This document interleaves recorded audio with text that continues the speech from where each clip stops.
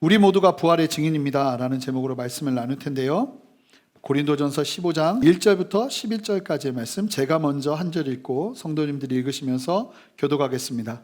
형제들아, 내가 너희에게 전한 복음을 너희에게 알게 하노니 이는 너희가 받은 것이요 또 그 가운데 선 것이라. 너희가 만일 내가 전한 그 말을 굳게 지키고 헛되이 믿지 아니하면 그로 말미암아 구원을 받으리라.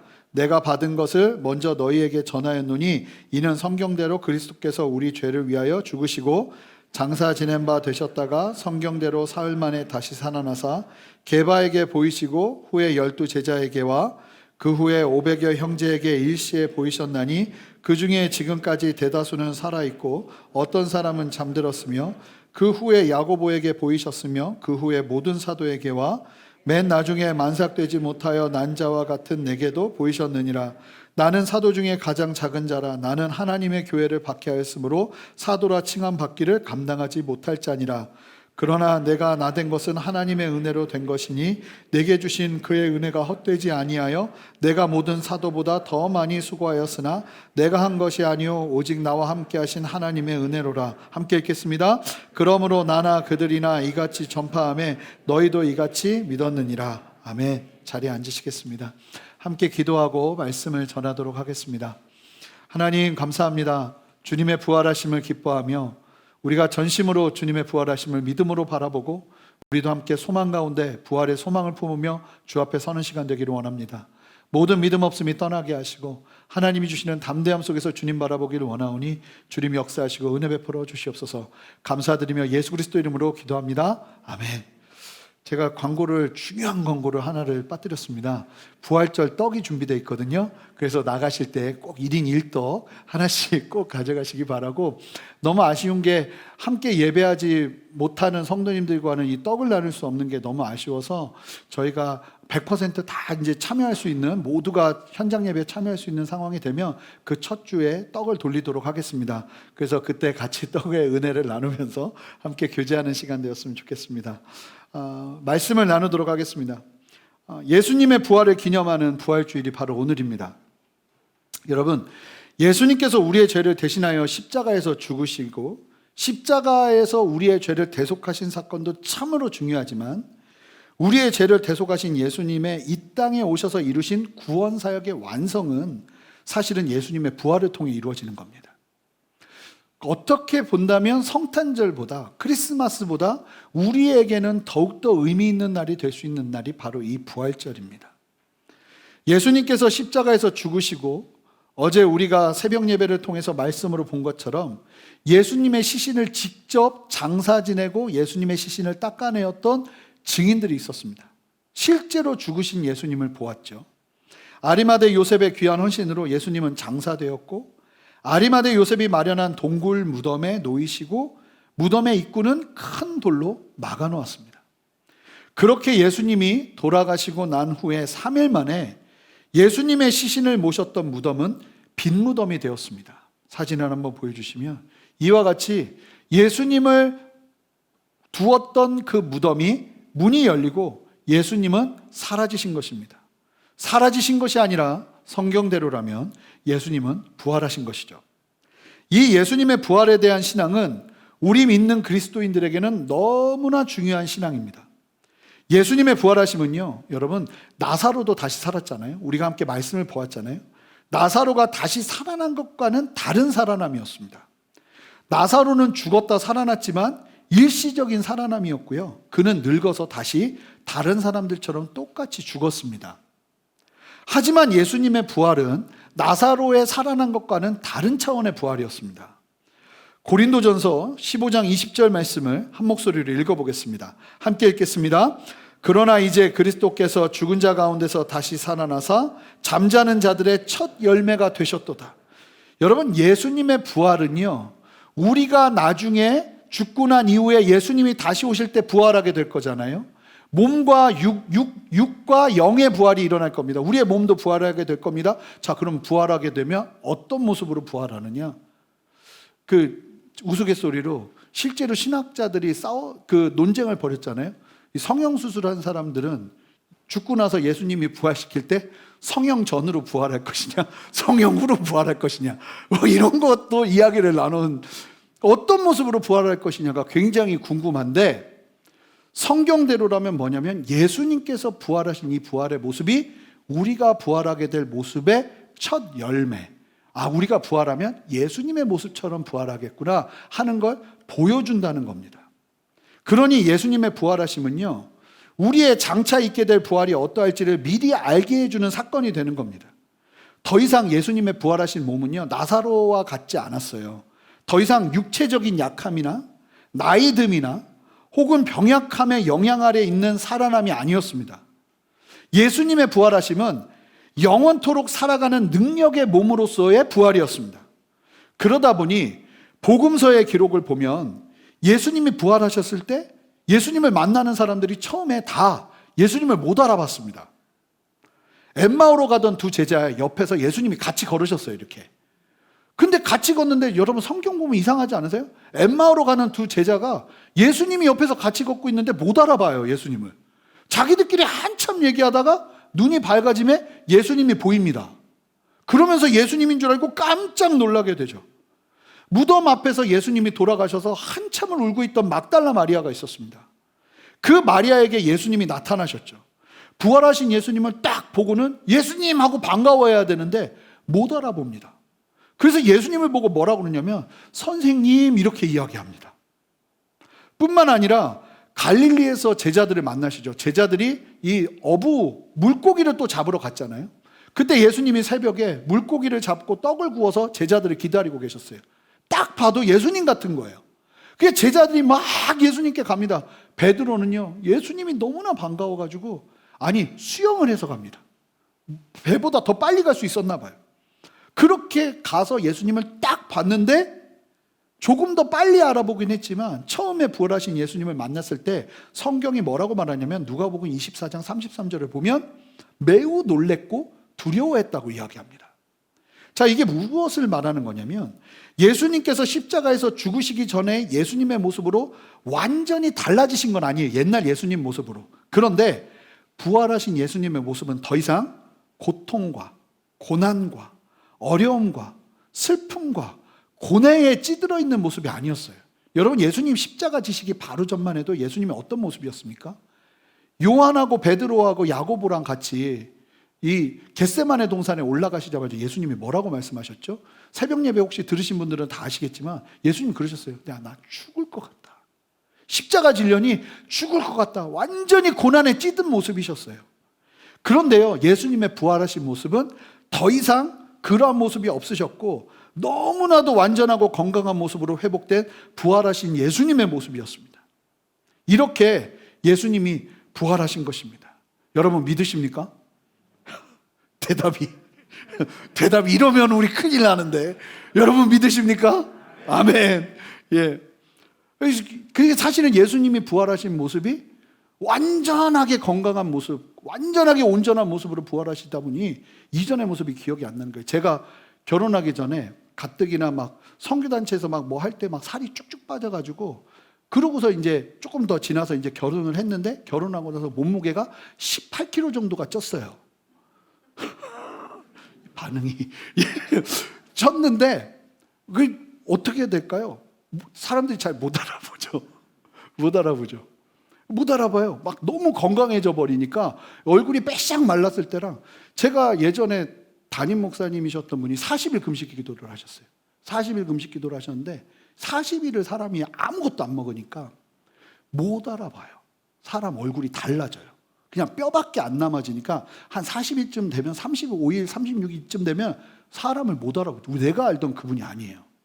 그러니까 완전히 예수님이요, 제대로 드시지도 못하고 항상 굶주리시고 걸어 다니시고 새벽에 잠도 못 주무시고 일어나셔서 기도하시고 이러다가 부활하신 모습을 딱 보니까 완전하게 어두움이 없는, 그 뭐 예수님이 어둠이 있으셨다는 게 아니라 힘들고 고난스러웠던 모습이 없는 완전한 몸으로 부활하셨다는 거예요. 이 부활하신 예수님을 향한 믿음이 우리에게 너무나 중요해요. 다 믿으신다고 아멘 하셨죠. 그런데 여러분, 독일의 대표적인 주간 시사 잡지 슈피겔이라는 잡지가 2019년 얼마 전이에요. 2019년 4월 20일자를 통해서 독일의 기독교 신자들 중에 설문조사를 했어요. 아니 뿐만 아니라 뭐 천주교, 다른 종교, 뭐 믿지 않는 사람들까지 다 조사했는데 거기에 자세한 조사 결과가 나왔는데, 기독교 신자들 안에 당신은 예수님의 부활을 믿습니까? 라는 질문이 있었어요. 근데 그 질문에 조사에 응답한 기독교인들 중에 100명이면 42명이, 42%가 나는 부활을 믿지 않는다고 했어요.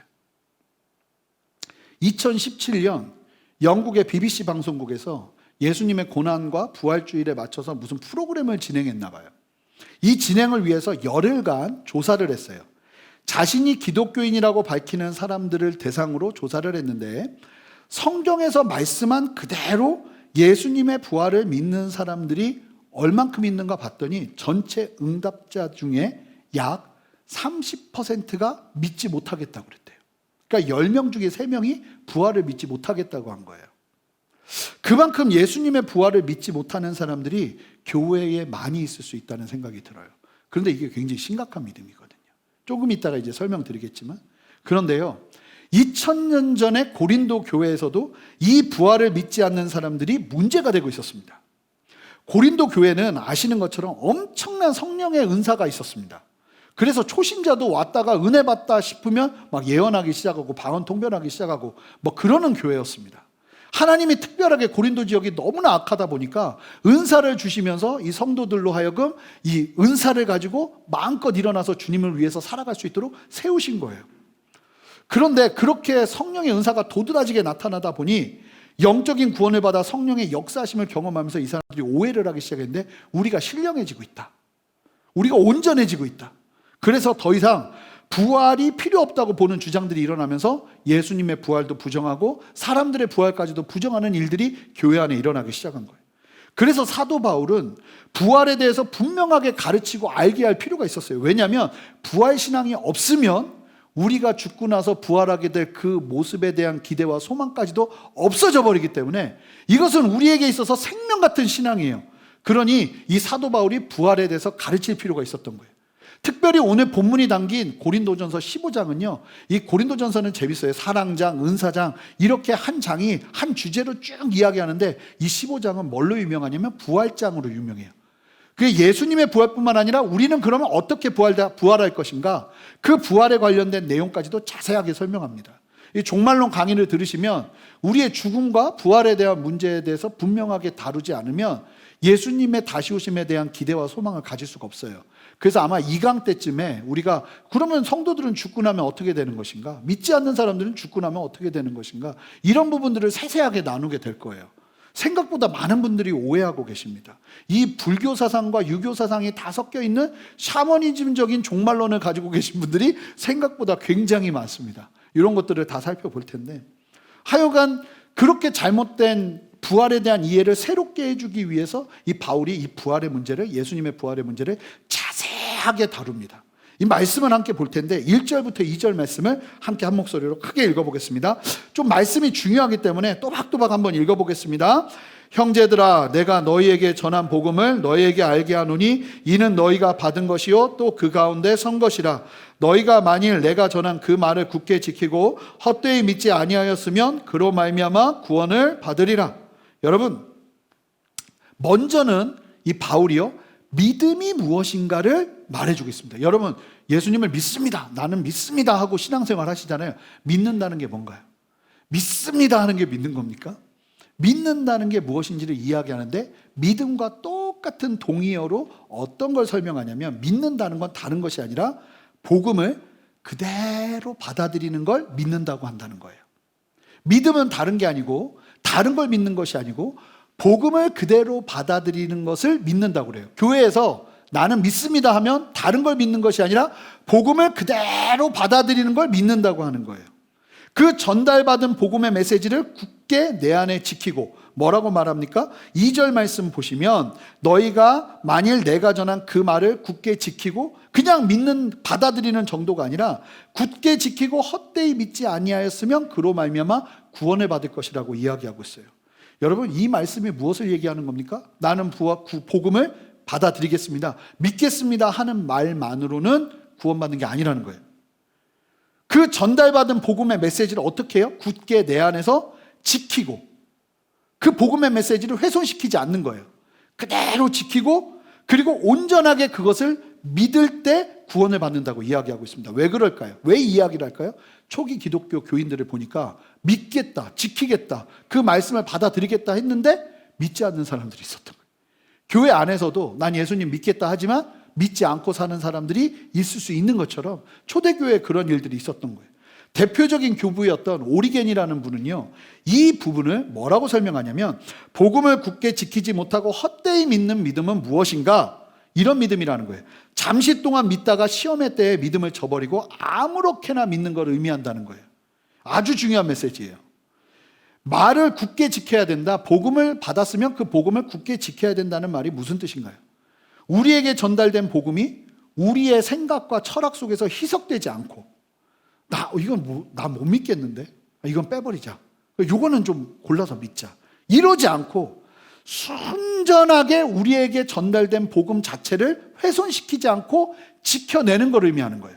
그러니까 내게 와도 이 복음이 변질되지 않는 거예요. 만약에 누가 저한테 이 마이크를 전달해 주라고 줬어요. 근데 제가 이 마이크를 그대로 받아야지, 나 이 앞에 이 머리 모양 너무 이상하네, 벌집 같아, 그래가지고 이거 치워버리고 갖는다면 온전하게 받는 게 아니죠. 온전하게 받는다는 건 전달해 준 그것을 내가 그대로 받는 걸 의미해요. 지키고 있는다는 건 이 받은 그대로를 지키고 있는 걸 의미하는 거예요.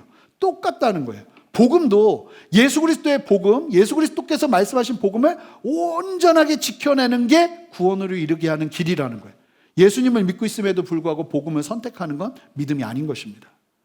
결국 그렇게 복음을 받아들이는 믿음은 우리를 구원으로 이끌어가는 거예요. 그런데 만약에 우리가 그대로 받는다 하면서도 어떤 것은 받아들이고 어떤 것은 받아들이지 않는다면 이것은요, 우리를 구원으로 이끌 수 없다는 것으로 말씀하고 있다는 거예요. 그러기에 우리가 예수 그리스도를 믿는다는 것은 우리에게 전달된 복음을 있는 그대로 받아들이고 믿는 것을 의미합니다. 그렇게 복음을 받아들여 믿으면 예수 그리스도의 구원 사건이 어떻게 된다는 거예요? 이 놀라운 사실인데 예수님이 죽으셨어요. 그리고 부활하셨어요. 이걸 믿어요? 그러면 믿는 순간 예수 그리스도의 죽음과 부활이 나에게 전이 된다는 거예요.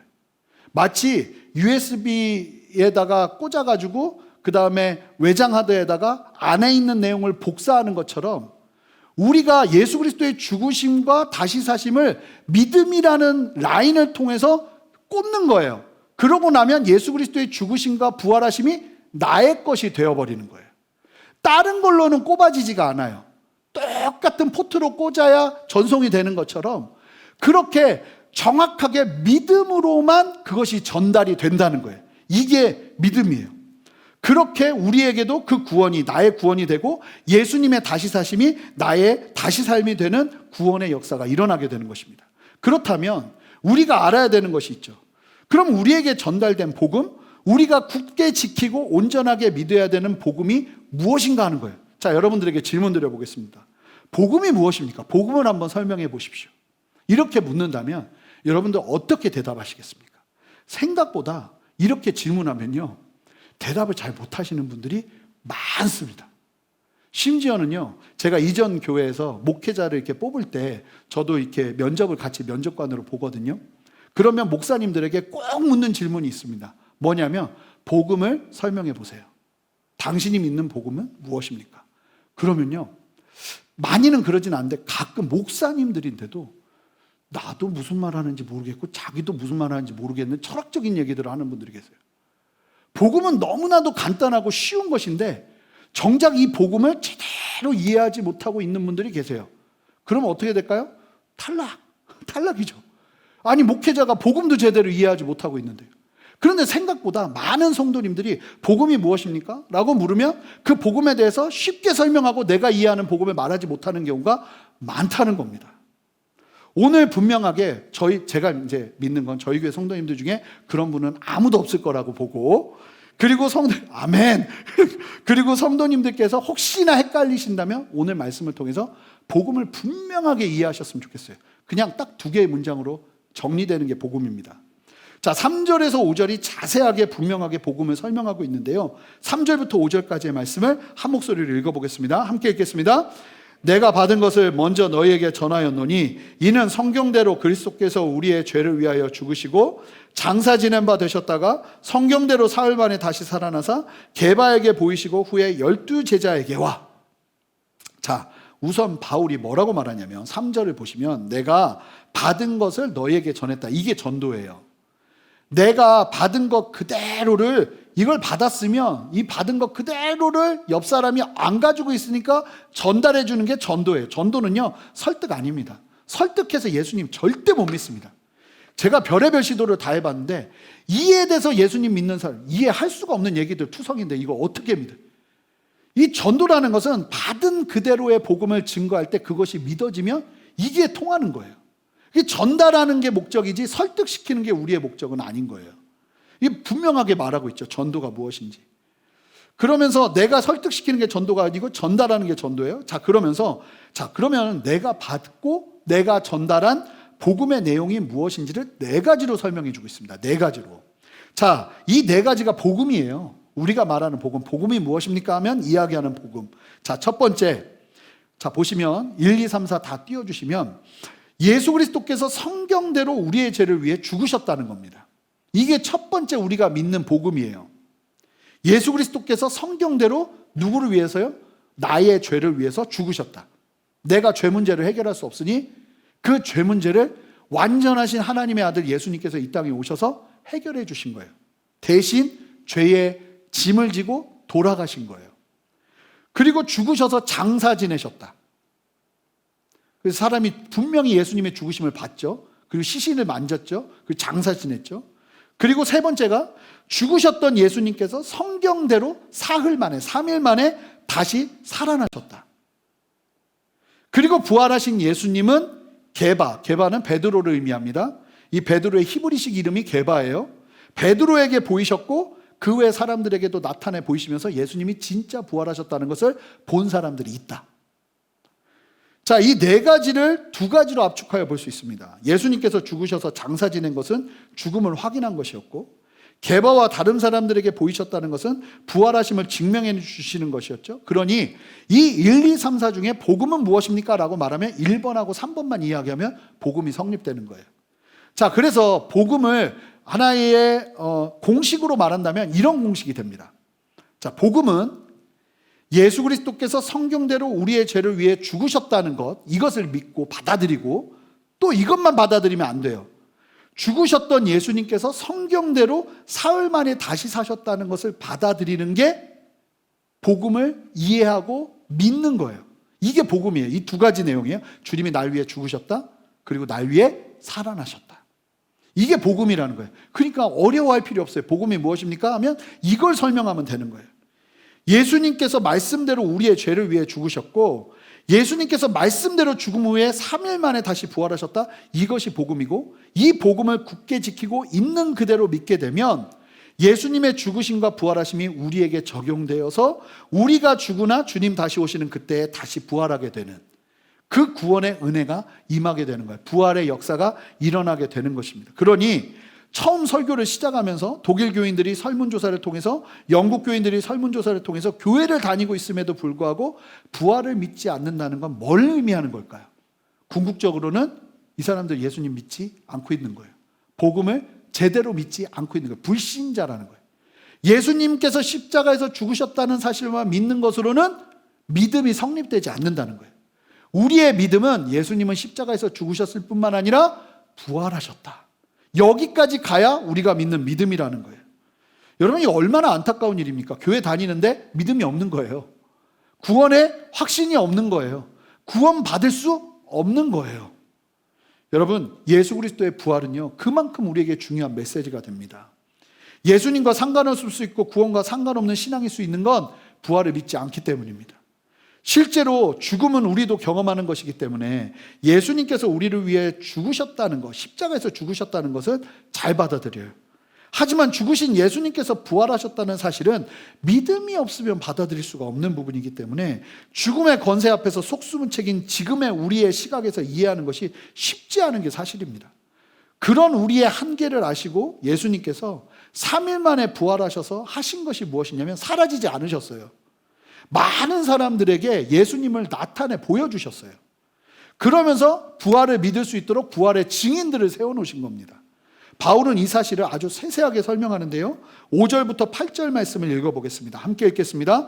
게바에게 보이시고 후에 12제자에게와 그 후에 500여 형제들에게 일시에 보이셨나니 그 중에 지금까지 대다수는 살아있고 어떤 사람은 잠들었으며 그 후에 야고보에게 보이셨으며 그 후에 모든 사도에게와 맨 나중에 만삭되지 못하여 난 자 같은 내게도 보이셨느니라. 자, 이게 무슨 얘기냐면요, 당시에 예수님을 믿지 않았던, 그리고 교회가 일어나는 것을 싫어했던 유대주의자들과 로마 당국은 이 교인들이 말하고 초대교회의 사도들이 말했던 예수님이 부활하셨다는 사실은 거짓말이라고 호도했어요.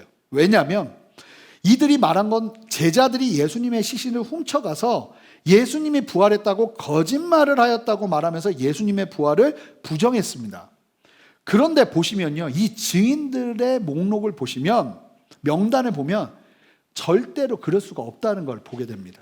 일단 예수님의 12제자들은요, 예수님께서 약 13시간 만에 죽으시는 것을 보자 다 끝났다며 주랭랑을 친 사람들입니다. 도망쳐버린 사람들이에요. 예수님이 죽으실 때 포기하지 않고 예수님을 따르던 사람들이 아니고, 아, 예수님 죽었다, 끝났다 하고 다 포기해버리고 도망친 사람들이에요. 그런 사람들이 부활하신 예수님을 만나고는 완전히 변한 거예요. 그러니까 그런 사람들이 예수님의 시신을 훔칠 만한 여력도 없었고 힘도 없었다는 거예요. 게다가 또 누가 부활의 증인입니까? 7절을 보시면 누가 나옵니까? 야고보가 나오는데, 이 야고보가 누구예요? 예수님의 동생 야고보예요. 예수님의 동생 야고보가 누구냐면, 아시는 것처럼 예수님께서 사역하시는 기간 동안에 예수님을 미워하고 믿지 않았던 대표주자가 야고보였습니다. 아시는 것처럼 형이 어릴 때부터 나랑 같이 지내던 형인데 갑자기 내 하나님의 아들이다 하고 나가버린 거예요. 그리고는 막 돌아다니는데 너무나 힘들어가지고 형을 찾아갔더니 형이 우리를 모른 척 해버렸어요. 누가 내 형제요 내 부부냐? 너희들이 내 형제요 내 가족이다. 이러면서 제자들에게 얘기하곤 야고보와 어머니 마리아는 찾아보지도 않으셨어요. 그것 때문에 화가 나고 오해한 야고보는 예수님을 떠나버렸습니다. 그런데 이 야고보가 변화가 된 겁니다. 뭘 통해 변화된 거예요? 오늘 이 말씀이 우리에게 단초를 제공해 주죠. 아, 야고보가 왜 변화됐는지. 뭐라고 말합니까? 놀라운 사실은 야고보가 부활하신 예수님을 찾아간 것이 아니라, 그러니까 모든 오해는 하나님이 다 풀어주세요. 하나님만 신뢰하며 나가면 됩니다. 야고보에게 예수님께서 부활하신 몸을 보이신 거예요. 그러니 야고보가 그런 일을 할 리가 없죠. 부활하신 예수님을 만나지 않고는 이와 같이 변화될 수가 없는 거예요. 또한 12제자뿐만 아니라 500여 명의 형제가 부활하신 예수님을 만난 동시에 한꺼번에 예수님을 본 증인이 되었다고 말합니다. 그리고 부활하신 예수님을 만난 이 수많은 500여 명의 증인들은 심지어는 바울이 고린도전서를 쓰고 있던 AD 55년경에, 약 30년경에, AD 30년에 예수님이 돌아가셨는데 25년이 지난 시점에도 부활을 보고 여전히 내가 부활의 증인이라고 말하고 다니는 사람들이 너무나 많이 있었다는 거예요. 그리고 무엇보다 이 고린도전서를 쓴 바울이 부활하신 예수님을 만난 증인이 되었죠. 바울이 어떤 사람이었습니까? 9절 말씀 함께 읽어보겠습니다. 나는 사도 중에 가장 작은 자라 나는 하나님의 교회를 박해하였으므로 사도라 칭함받기를 감당하지 못할 자니라. 바울은요, 어떤 사람이었냐면 교회를 핍박하던 사람이었고 예수 믿는다는 사람들 죽이러 다니는 사람이었습니다. 근데 이 사람이 변화된 거예요. 이 사람이 변화되어서 정말 수데반 집사를 순교시킨 장본인이었잖아요. 죽인 장본인이었어요. 근데 어떻게 부활된 거예요? 어떻게 변화된 거예요? 부활하신 예수님을 만났다는 거예요. 분명한 사실은 부활하신 예수님이 아니면 교회는 시작될 수 없었어요. 교회가 이처럼 일어나게 된 것은 예수 그리스도의 부활의 증인들이 있었기 때문에 가능한 일이었던 겁니다. 바울은 이 증인들이 예수님의 부활을 증거함을 말해주고 있습니다. 그러니까 우리가 어떻게 예수님의 부활하심을 믿을 수 있는가? 첫 번째는 증인들이 있어요. 실제로 본 증인들.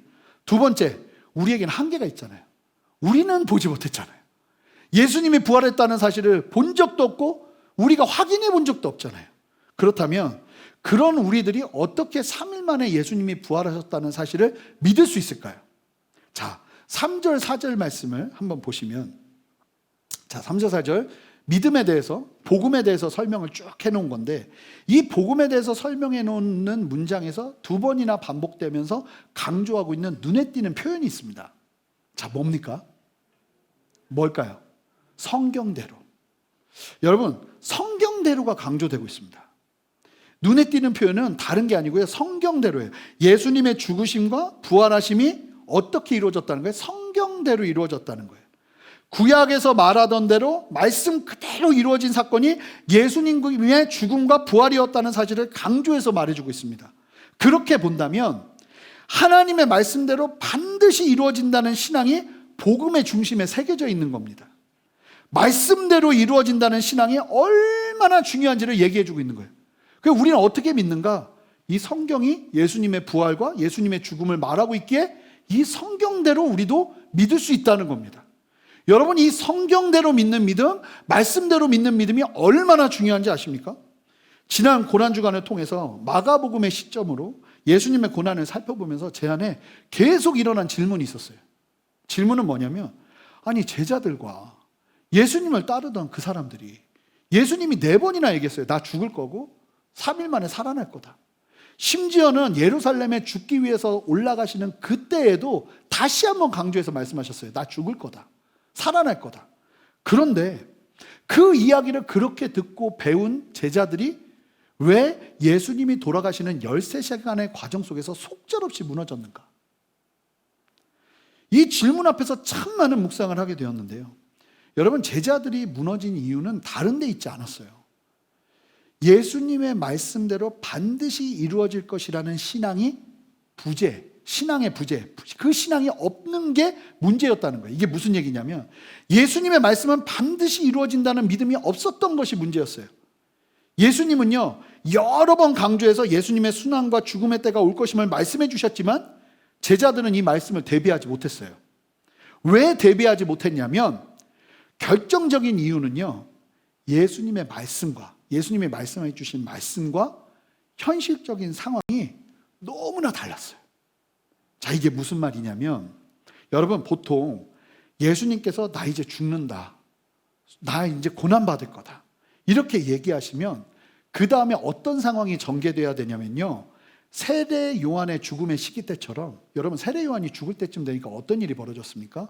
사람들이 더 이상 요한을 찾지 않았습니다. 다 예수님께 가버렸습니다. 역사의 뒤안길로 사라져버리는 시점에서 이 세례 요한이 죽게 됩니다. 이런 게 정상이에요. 그런데 예수님께서 순환과 죽음을 예언하시고 나면 점점 예수님을 사람들이 미워하고 떠나고 상황이 안 좋아지고, 그렇게 되면 그나마 예수님의 말씀이 기억되고 말씀에 대비라도 할 마음이 일어날 텐데, 당시 예수님의 말씀과 상황이 정반대로 흘러가고 있었던 거예요. 이게 무슨 얘기냐면 예수께서 순환과 죽음에 대한 말씀을 하시면 하실수록 예수님이 더 유명해지시는 거예요. 예수님의 이적은 점점 업그레이드 되기 시작하는 거예요. 그러더니 결국은 어디까지 가셨냐면 죽은 지 나흘이나 지난 나사로까지 살리시면서 베다니뿐만 아니라 예루살렘 전체에 예수님 소문이 파다하게 퍼지면서 예수님을 믿는 사람들이 급증하기 시작합니다. 이제 다음 주에 저희가 말씀을 볼 텐데 이것 때문에 예수님 죽여야겠다고 결의를 합니다. 예수님은 사실은 나사로 때문에 결국은 돌아가시는 단초를 나사로가 제공해요. 살린 것 때문에. 심지어는 예수님께서 말씀하셨죠. 이제 나 죽으러 간다 하면은 그걸 기억해야 되는데, 이 십자가를 지시기 위해서 예루살렘으로 입성하시는데 제자들은 이때 엄청 긴장했을 거예요. 왜냐하면 종교 지도자들이 예수님을 죽이려고 혈안이 되어 있었기 때문에 긴장하지 않을 수가 없었죠. 그런데 아니 이게 뭐예요? 막상 예루살렘에 예수님이 딱 도착하셨더니 군중들이 몰리고 난리가 난 겁니다. 사람들이 아시잖아요. 종려나무가지로 호산나 호산나 외치고 옷을 깔아가지고 길을 만들어서 예수님이 들어가시는 곳을 바라보면서 찬양하기 시작해요. 이거 누구에게 하는 거냐면 왕에게 하는 일이에요. 왕에게.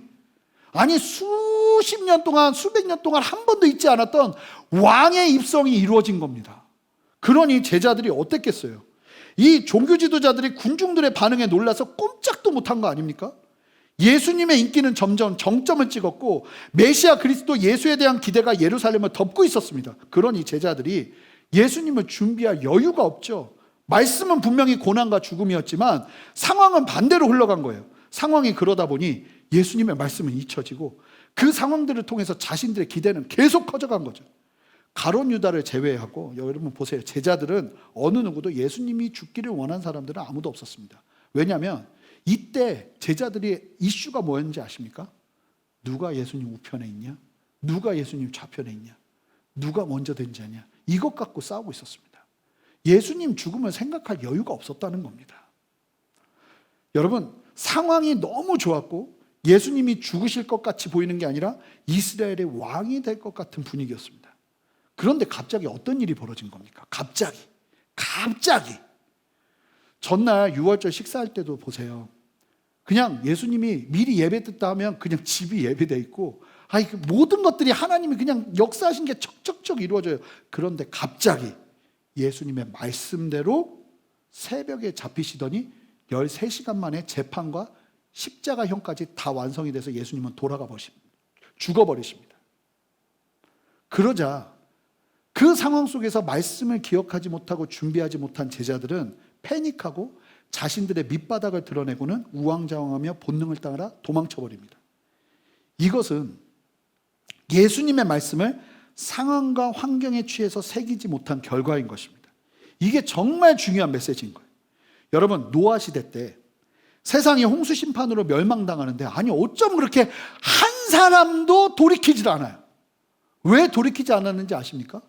이 창세기에서는 이 설명이 안 나와요.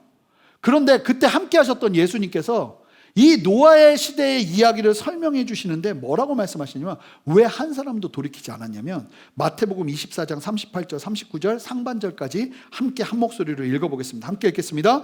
홍수 전에 노아가 방주에 들어가던 날까지 사람들이 먹고 마시며 장가들고 시집가고 있으면서 홍수가 나서 그들을 다 멸하기까지 깨닫지 못하였으니. 여러분, 이게 무슨 얘기입니까? 세상이 홍수로 멸망되기 직전까지 사람들이 뭐 했다는 거예요?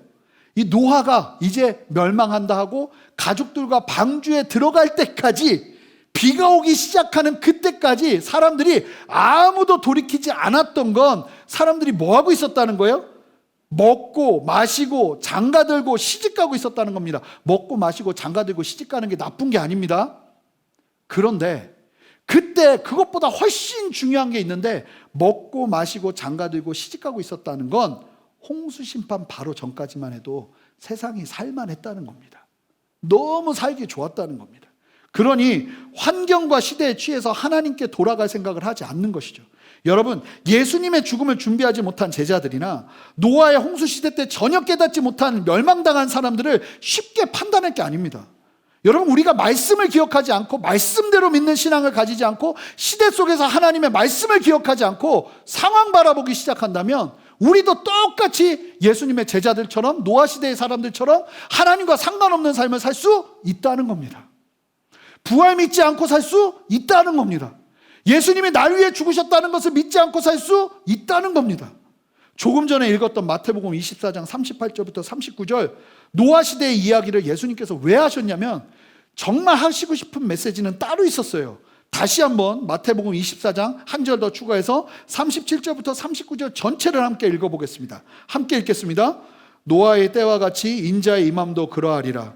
홍수 전에 노아가 방주에 들어가던 날까지 사람들이 먹고 마시고 장가들고 시집가고 있으면서 홍수가 나서 그들을 다 멸하기까지 깨닫지 못하였으니 인자의 임함도 이와 같으리라. 여러분, 이게 무슨 얘기입니까? 예수님께서 다시 오시는 재림의 때도 이와 같을 거라는 겁니다. 무슨 이야기일까요? 내일 종말이 올 것을 예상하지 못하고 사람들은 여전히 먹고 마시고 장가들고 시집가는 일들이 벌어질 거라는 겁니다. 무슨 얘기냐면, 주님 오실 때쯤 되면 막 기근이 막 가득해서 사람들 다 굶어 죽고 막 마지막처럼 보이고 이러지 않을 거라는 거예요. 세상에 미련이 남을 만큼 세상이 살만할 거예요. 이때 말씀을 기억하고 주님의 오심을 예비하는 삶을 살아내지 않으면, 아리마대 요셉처럼 십자가에 있는 예수님을 보고 믿음이 일어나서 이제 예수님이 부활하실 것을 바라보는 말씀을 기억하는 마음으로 예수님의 부활을 예비하지 않으면, 여러분, 세상 속에서 살기 좋다고 여기서 와 살만하네, 나 여기서 죽으면 안 되는데 이러고 살다 보면, 주님의 말씀을 잊어버리고 살다 보면 이와 같은 똑같은 일이 벌어질 수 있다는 거예요. 우리도 예수님을 부인하고 도망친 제자들처럼 될 수 있다는 겁니다. 결국 상황을 따라 붙잡는 믿음이 아니라 말씀을 따라 믿는 믿음이 우리에게 너무나 필요하다는 거예요. 할렐루야. 시대가 말하고 과학이 말하고 지식이 말하는 대로 보이는 대로 믿는 것이 아니라 말씀 그대로를 내가 온전하게 믿고 그 말씀을 따라 순종하기 시작할 때 영광을 누리게 된다는 겁니다. 우리가 본 것보다 더 확실하게 믿을 수 있는 이유는 이 성경, 말씀을 따르는 믿음이 있기 때문에 믿음이 우리에게 충만하게 임하여 우리로 하여금 구원의 길로 예수님의 부활을 믿을 수 있는 믿음으로 이끈다는 겁니다. 여러분, 이 엠마오로 가는 두 제자가요, 예수님을 먼저 봤어요. 부활하신 예수님을. 너무 놀란 거예요. 그리고는 제자들에게 막 달려갔어요. 달려가서 야, 예수님 부활하셨더라. 우리한테 그 말씀하신 대로 진짜 부활하셨더라. 막 얘기하니까요, 믿고 할렐루야를 한 게 아니라 그 중에 도마가 갑자기 막 일어나가지고 말했어요. 나 못 믿겠다. 어떻게 믿어? 그러면서 뭐라고 말했냐면, 내가 직접 예수님의 못자국에 손가락을 집어넣어보고 예수님의 창자국에 손가락을 집어넣지 않으면 나는 못 믿는다. 실제로 도마가 예수님을 믿고 완전히 회심하고 난 다음에 인도까지 가서 복음을 전합니다. 그 중국의 기록에 보면 1세기, 2세기 때 십자가 모양의 유물들이 발견된다고 그래요. 뭘로 보냐면 이 도마가 인도까지 와서 복음을 전한 교인들이 중국까지 건너갔을 거라고 봅니다. 나중에는 경교라고 해서 기독교가 아주 통일신라 시대, 삼국시대 때에도 이 기독교가 들어와 있었죠. 한국에도 이 불국사 석탑 안에 이 경교 십자가가 있었다는 얘기를 제가 들었습니다. 하여간 이 도마가 인도에서 죽었는데 인도에 가면 도마교회가 있어요. 도마교회 가면 믿을 수 있을지 모르겠지만 도마의 손가락이라고 해가지고 박제해서 이렇게 논 데가 있답니다. 그래서 그걸 보신 분들이 도마의 손가락을 만지시고는 이게 도마의 손을 만진 손이라고 막 이렇게 얘기하는 거 봤거든요. 근데 도마가 그런 거예요. 내가 손가락을 넣어보지 않으면 못 믿겠다. 그래서 예수님이 직접 나타나셨어요. 예수님이 얼마나 좋은 분이신지, 이 믿음 없는 놈아 이러지 않으시고 넣어봐라, 손가락 넣어봐라. 손가락을 창자국을 보더니 도마가 그 앞에서 엎드립니다. 그러면서 뭐라고 말씀하시냐면, 예수님이 믿음 없는 자가 되지 말고 믿는 자가 되라고 말씀하셨어요. 그러자 도마가 그제서야 뭐라고 말하냐면, 예수님을 향해 나의 주 나의 하나님이여 외치기 시작합니다. 그때 예수님께서 도마에게 하신 말씀이 있습니다. 자, 요한복음 20장 29절 말씀입니다. 함께 읽겠습니다. 예수께서 이르시되 너는 나를 본고로 믿느냐? 보지 못하고 믿는 자들은 복되다 하시니라. 보지 않고 믿는 자들은 어떤 사람들이냐면 이 성경대로 믿는 사람들입니다. 말씀 그대로를 믿는 사람들.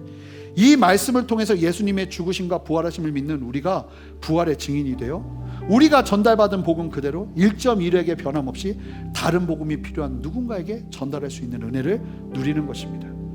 어떻게 예수님이 부활하신 걸 믿어요? 근데 놀라운 사실은 믿어지더라는 거예요. 근데 믿고 나서 보니까 이해가 되더라는 거예요. 그전에는 그렇게 이해되지 않던 것들이, 왜 나를 죄인이라고 하는 거야? 예수님 왜 죽으신 거야? 이 말도 안 되는 얘기들이 왜 있는 거야? 그러고 났는데 주님 만나주세요 하고 기도하다가 예수님 인격적으로 만나고 꼬꾸라져서 주님의 살아계심을 경험하고 났는데, 그 다음에 성경을 보기 시작하는데 이 성경의 말씀이 살아있기 시작하는 거예요. 믿어지기 시작하는 거예요. 이해되기 시작하는 거예요. 그렇게 이해되지 않던 말씀이 이해되기 시작하는 겁니다. 여러분, 우리는요 복음 있는 자들이 아닙니다. 예수님의 부활하심을 말씀이 말하고 있기에 믿는 자들입니다. 왜요? 예수 그리스도의 구원의 복음이 우리 안에 있기 때문에 그렇습니다.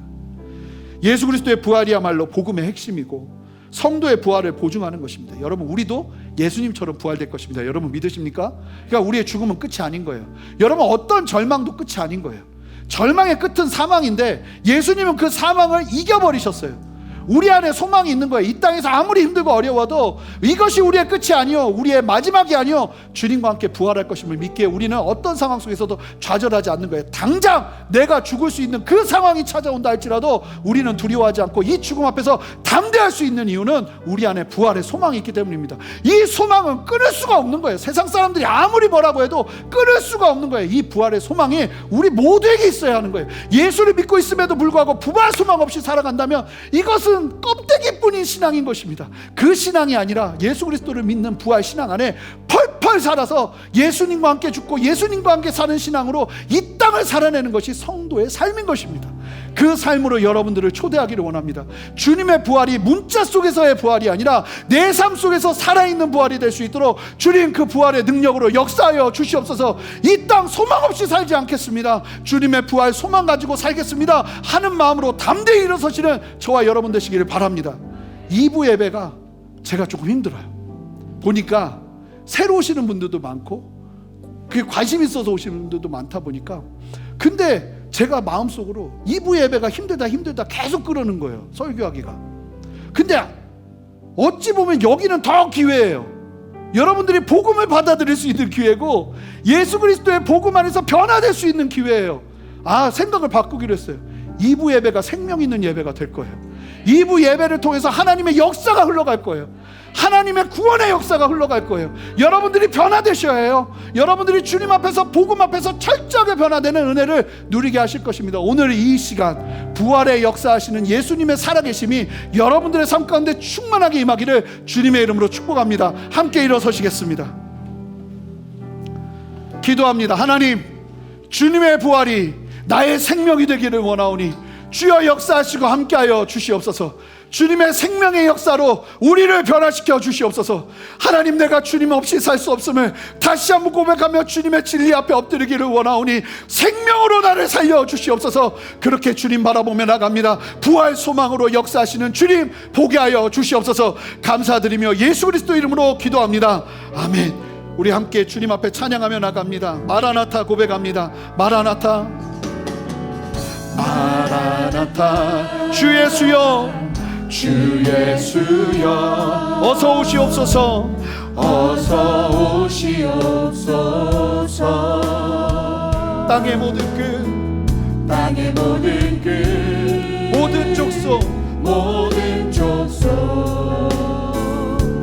주를 찬송하게 하소서. 주님의 생명의 역사가 흘러갈 것입니다. 마라나타, 마라나타, 주 예수여, 어서 오시옵소서, 어서 오시옵소서. 모든 열방이 주께 돌아와, 모든 열방이 주께 돌아와 춤추며 경배한, 우리 함께 두 손을 높이 들고 선포합시다. 우리 주님, 우리 주님 다시 오실 길을 만들자.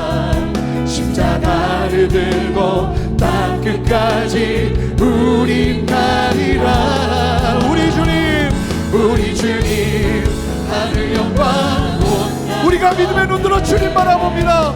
우리 땅 끝에 우리 말씀대로 믿으며 주님 앞에 고백합시다.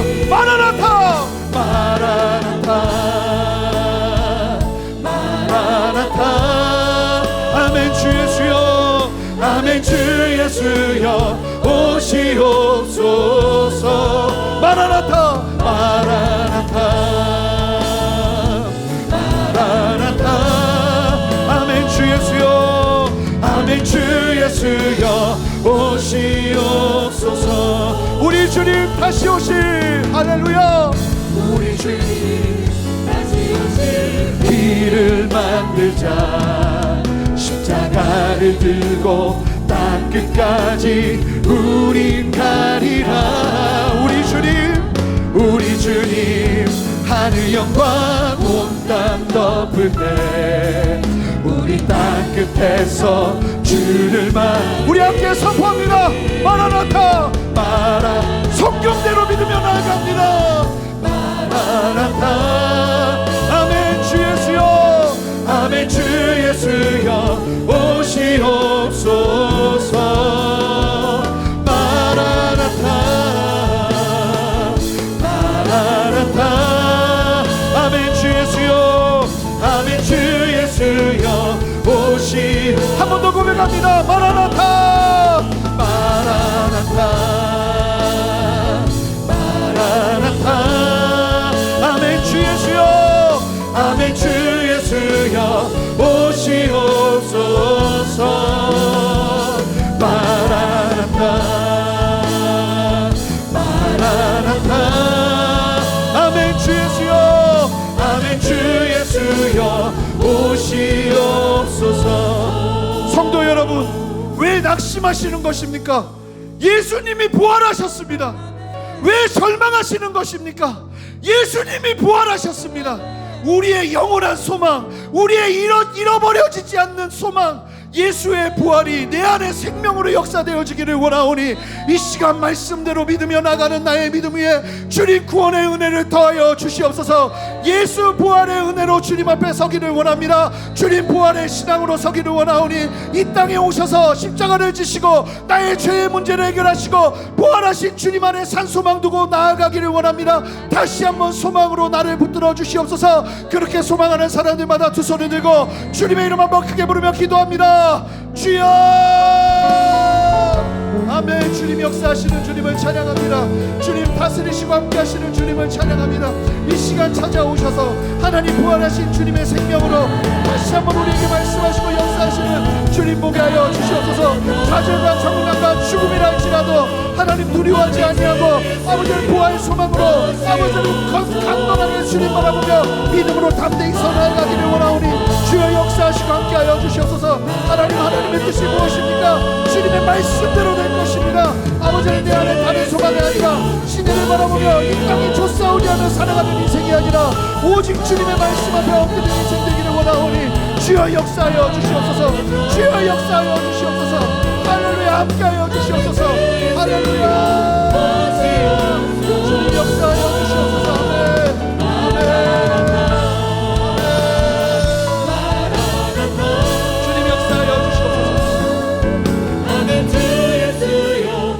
기도하는데요, 주님께서 강하게 주시는 마음이에요. 여러분, 야고보가 예수님을 미워하고 원망하고 믿지 않고 어떻게 보면 절망과 절규 속에서 예수님과 단절해버렸던 그 야고보에게 야고보가 찾아간 것이 아니라 예수님이 찾아가셨어요. 부활하신 예수님이 찾아오셨어요. 오늘 이 시간 예수님께서 여러분들을 찾아가고 계십니다. 여러분들의 오해, 여러분들의 마음, 여러분들의 잘못된 생각들, 편협한 생각으로 받아들이고 받아들이지 않았던 그 잘못을, 그 모든 개념들을 뒤엎고 주님이 지금 찾아오고 계십니다. 이 시간 기도할 때 주님을 만나는 은혜 있기를 원합니다. 주여 나를 만져주십시오. 부활하신 예수님을 만나기를 원합니다. 주님, 내가 신앙 가운데 서기를 원합니다. 주여 나를 만나 주시옵소서. 예수님 나를 만나 주시옵소서. 그러는 사람들마다 두 손을 들고 기도하시기 바랍니다. 다 눈을 감고 그런 사람들마다 두 손을 들고, 그러지 않은 분들은 이 시간 기도할 때 주의 영이 충만하도록 함께 성령의 충만을 위해 기도하며 나갑니다. 함께 기도하시겠습니다. 기도합니다. 주님이 역사하시는 주님을 찬양합니다. 성령 하나님께서 충만하게 역사하셔서 이 시간 찾아가시고 만져주시고 새롭게 하시는 주님의 역사를 보게 하여 주시옵소서. 모든 믿음 없음이 떠나가게 하시고 하나님 예수 그리스도를 나의 구주로 영접할 뿐만 아니라 주님을 만나는 참된 은혜 허락하여 주시기를 원하오니 성령이여 만져주시고 함께하여 주시옵소서. 주로부터 오지 않은 모든 믿음 없음이 떠나가게 하시고 성령이여 말씀하시고 다스리시는 대로 새로운 변화가 일어나게 하시고 아버지를 만난 참된 은혜 안에서 온전한 변화를 경험하며 설 수 있도록 은혜 베푸시기를 원하오니 주님 역사하시고 은혜 베푸시고 함께 하시옵소서. 할렐루야. 주님을 찬양합니다. 역사하시는 주님을 찬양합니다. 아멘. 아멘. 아멘. 주 예수여. 더 기도하세요. 더 기도하세요. 주님이 여러분들을 만지시고 계십니다. 더 기도하세요. 주님이 여러분들을 기다리셨어요. 주님이 여러분들을 찾고 계세요. 할렐루야. 아멘. 아멘. 마라나타. 마라나타.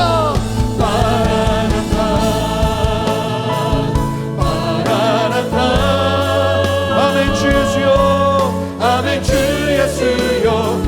오시옵소서. 마라나타. 할렐루야. 마라나타. 아멘. 주 예수여. 아멘. 주 예수여. 오시옵소서. 부활하신 주님, 부활하신 주님, 생명의 주님, 말씀에서 말씀하시는 그 주님을 우리가 온전히 만나며 믿으며 주님의 복음, 예수께서 말씀대로 날 위해 죽으셨고 말씀대로 3일 만에 부활하셔서 우리의 죄의 문제를 해결하시고 그것을 받아들이는 사람들마다 그 주님의 능력이 나의 능력이 되어 내가 죽어도 죽은 것이 아니오 주님과 함께 부활할 수 있는 참된 믿음 위에 서게 하시는 주님의 그 생명의 역사를 찬양합니다. 주님 이 시간 친히 찾아가셔서 한 분 한 분의 삶 가운데 주님 친히 당신의 손으로 안수하시고 주님의 마음으로 만지셔서 다시 한번 부활 소망으로 일어설 수 있도록 은혜 베풀어 주시옵소서.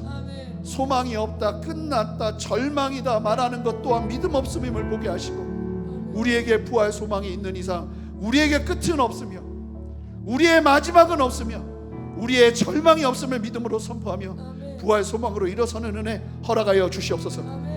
믿음 없음이 떠나가게 하시고 이 시간 내가 나사렛 예수 그리스도 이름으로 명하는 것은 더 이상 갈등하고 갈망하고 방황하고 하나님 앞에서 흔들렸던 모든 마음의 중심들은 이 시간 예수 그리스도 이름으로 명하노니 온전하게 회복되어질지어다. 하나님의 다스리심으로 새롭게 하시고 우리의 중심을 말씀대로 온전히 세우셔서 주의 말씀이라면 믿음으로 반응하며 주님 이 땅 살아가기를 원하오니 주여 생명의 역사로 함께하여 주시옵소서. 주님만 살아나신 것이 아니라 우리의 심령도 살아나게 되는 생명의 역사가 오늘 예배를 통해 흘러가기를 원합니다. 주여 다스려 주시옵소서. 감사하며 주님께 드리는 헌물을 주님 기뻐 받아주시고 이 재정이 사용되는 곳마다 하나님의 나라와 영광이 드러나게 하시고 우리 성도님들 힘들고 어려운 중에도 그 손이 마르지 않도록 주님 날마다 도우시는 주님의 손길 있게 하시고 특별히 내일을 기약할 수 없는 극한 어려움 가운데 있는 성도님들 계십니다. 주님 친히 찾아가셔서 당신께서 위로하시고 당신의 방법으로 일하셔서 돌파구가 보여질 수 있도록 주님 역사하시고 함께하여 주시옵소서. 아버지 하나님, 주님 앞에 감사가 넘치게 하시고 부활 소망 속에 다시 한번 생명 경험하며 주님과 함께 승리하기를 원하오니 하나님 우리 모두에게 주의 은혜를 더하여 주시옵소서. 이제는 우리 주 예수 그리스도의 크신 은혜와 아버지 하나님의 무한하신 사랑과 성령의 내주하심과 교통하심과 신실한 역사하심이 오늘 말씀을 기억하며 주님의 진리 안에 서서 담대히 부활 소망으로 이 땅을 살아내기를 소망하는 함께 예배하는 모든 성도님들과 성도님들의 가정과 직장과 삶의 모든 터전 위에 순전한 교회와 이 땅의 모든 교회들과 이 나라와 온 열방 위에 이제로부터 영원토록 함께 하시기를 간절히 축원하옵나이다. 아멘.